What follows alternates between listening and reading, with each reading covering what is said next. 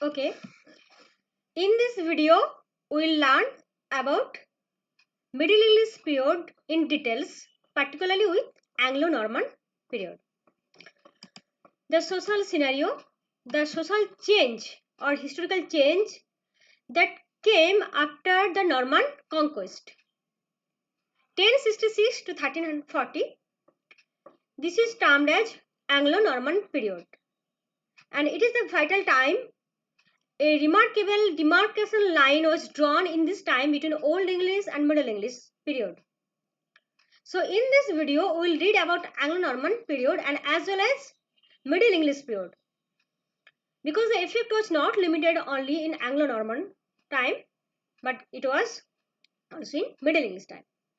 Total time span from 1066 to 1500, we will talk about this time span and this time's historical context and social changes that occurred. New Norman rule started with the Norman conquest in 1066 AD, with the inauguration of the reign of William the Conqueror, defeating the last Saxon king Harold. We already know about the Battle of Hastings that took place between William of Normandy and Harold. Edward the Confessor, the last Saxon king before Harold, from 1042 to 1066, the Anglo-Saxon king had supposedly willed the kingdom to William of Normandy, who was a relative of him from his mother's side. Edward the Confessor was childless and was living there in Normandy in his mother's family till he was called to return to England by Hartnott in 1041. So 1041, when Hartnott died, in 1042, Edward the Confessor to the throne. Now, it seemed that though he promised his kingdom to William, later he favoured Harold Godwinson as his successor in his deathbed, reversing his early vows. So what happened? So when he died in January 1066, Harold II, that is Harold Godwinson of England, he succeeded the throne. But William with his army crossed the channel from France to claim his right. Harold was defeated by the Normans at the Battle of Hastings in October 1066. The Norman conquest brought changes in the literature as well as the political history of Britain. So, changes in political scenario. What happened? French power took control of English soil and introduced a cosmopolitan as well as a militaristic empire to the European world. William granted lands to his followers and built military corps and a strong central government. He appointed Norman lords in high posts of advisory councils and forced the Saxons to become serfs. So when Anglo-Saxon Jutes came in Britain in 450 AD, what they do with the Celts? When the Normans came in Britain in 1066, they did the same thing with the Saxons. Saxon power was strangulated, their voice was kept suppressed, and they were submerged or subdued to the position of a lower dictatorship. The rise of a feudal society was the direct effect of Norman conquest.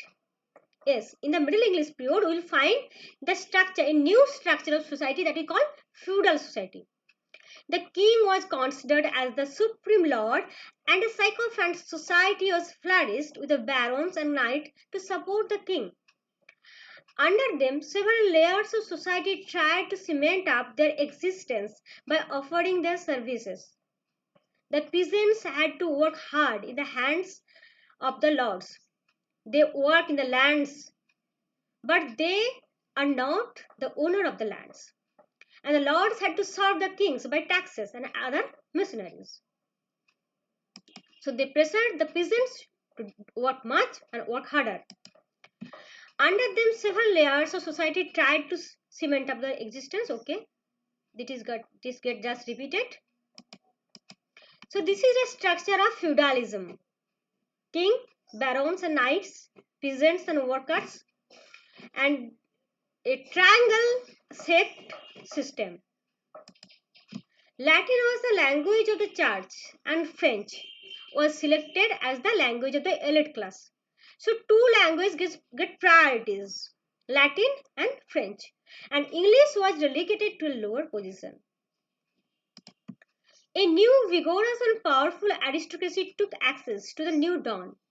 Many of the English higher class had been killed at the Battle of Hastings, and others were considered as traitors. In 1072, only one of the 12 earls in England was an Englishman.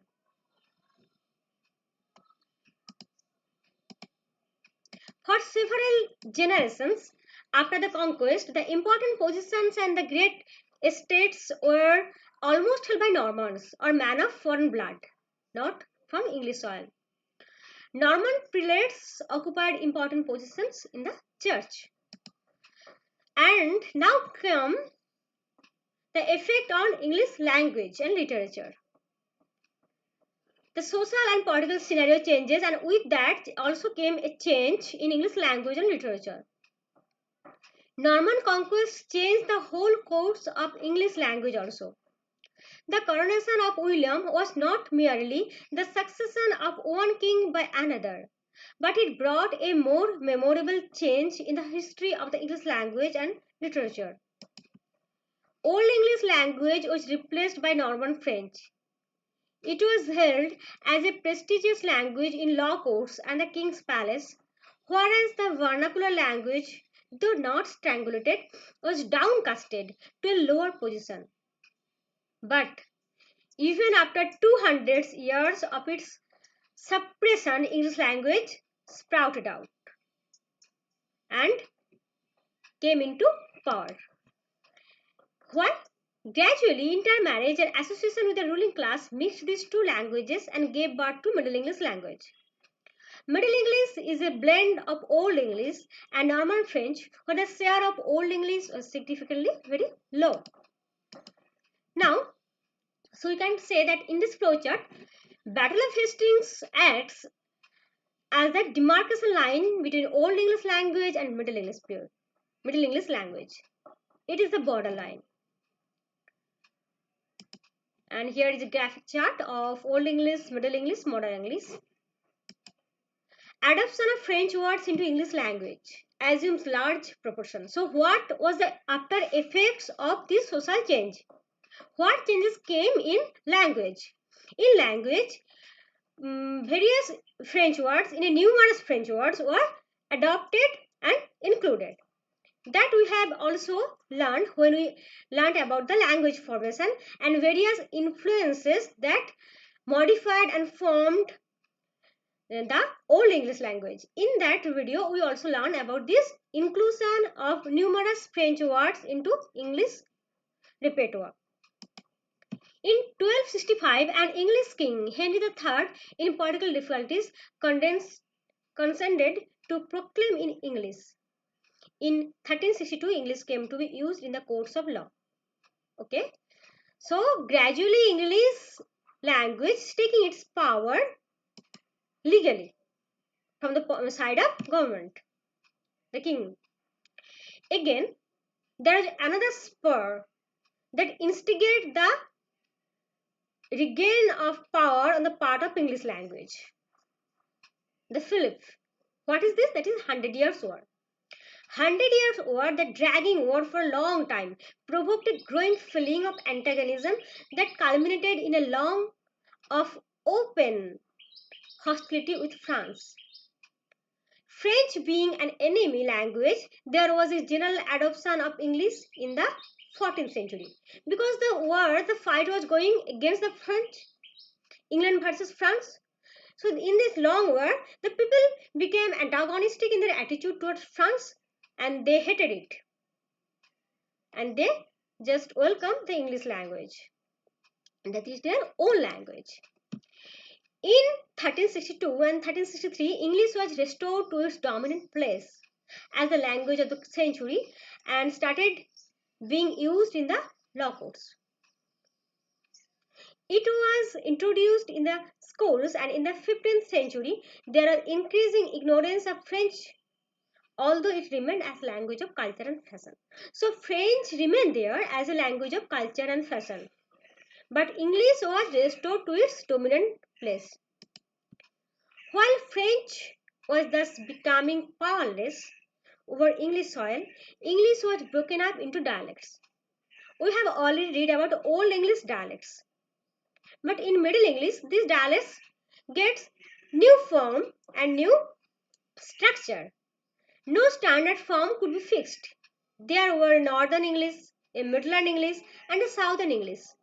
They were different from one another and again subdivided into numerous minor varieties. Among them, East Midland English tended to gain priority. And we know that Chaucer also chose this East Midland dialect for his writing.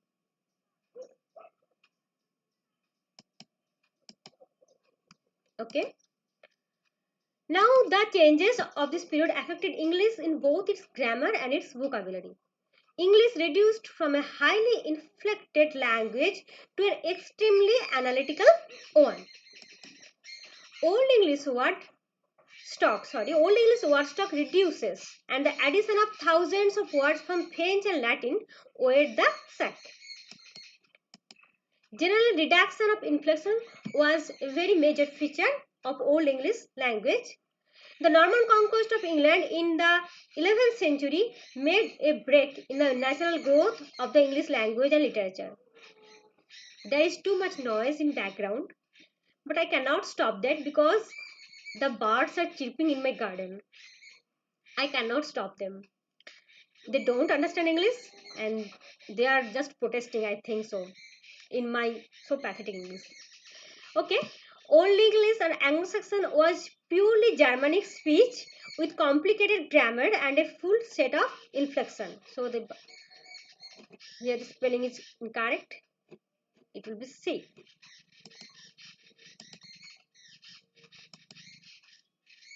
So in this video we have learnt about the political scenario and language development of Middle English period with particular focus on the Anglo-Norman period. In the next video we will explore the literary arena. Okay. So thank you and wait for the next video.